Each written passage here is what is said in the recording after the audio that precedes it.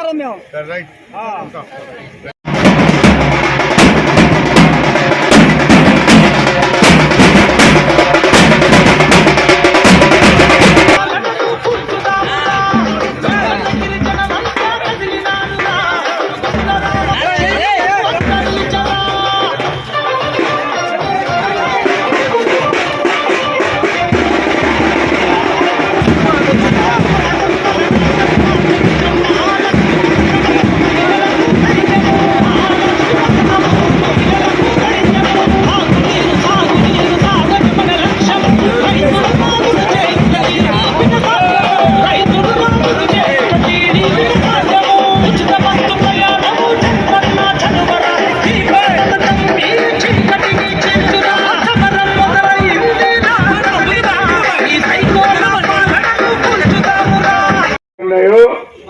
ఆల్తర్పాటు reservoir start చేస్తే దానిలో పొందవచ్చు.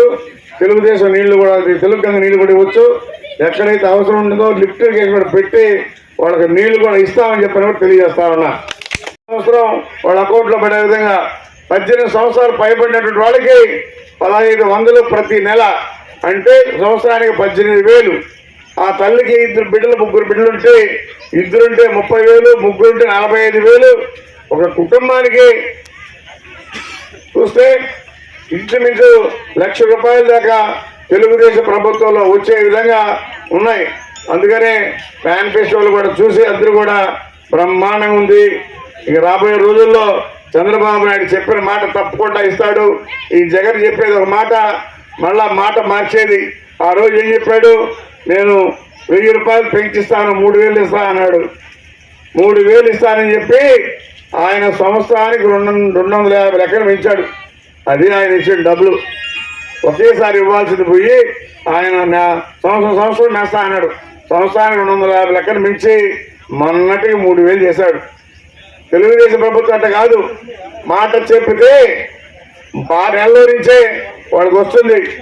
ఎప్పుడైతే ఈ నెలలో చెప్పామో మా ప్రభుత్వం లేదు కాబట్టి ఈ 3,000, ఆ 4,000, ₹7,000 కలిపి ప్రభుత్వం వచ్చిన తర్వాత మొదటి నెలలో పడుతుంది.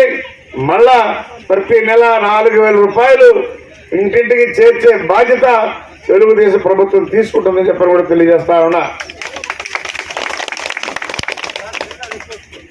రోజు ఏమైతే చేశాం, ఈ రోడ్లన్నీ కూడా మనం వేసినట్టే. ఈ రోడ్లు కానీ, ఇళ్ళు కానీ, అదేవిధంగా వాటర్ సప్లై కానీ అన్నీ కూడా మనం ఇచ్చినటువంటివి. ఈ 5 LED బల్బులు కూడా ఈ 5 సంవత్సరాలు ఎలాంటి ఒక చిన్న పని కూడా చేయలే.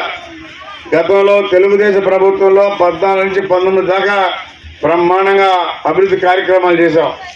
అందుకనే ఈరోజు ఓటు అడిగి హక్కు కూడా లేకుండా తిరిగే పరిస్థితి లేకుండా ఉంది అవతల పార్టీది.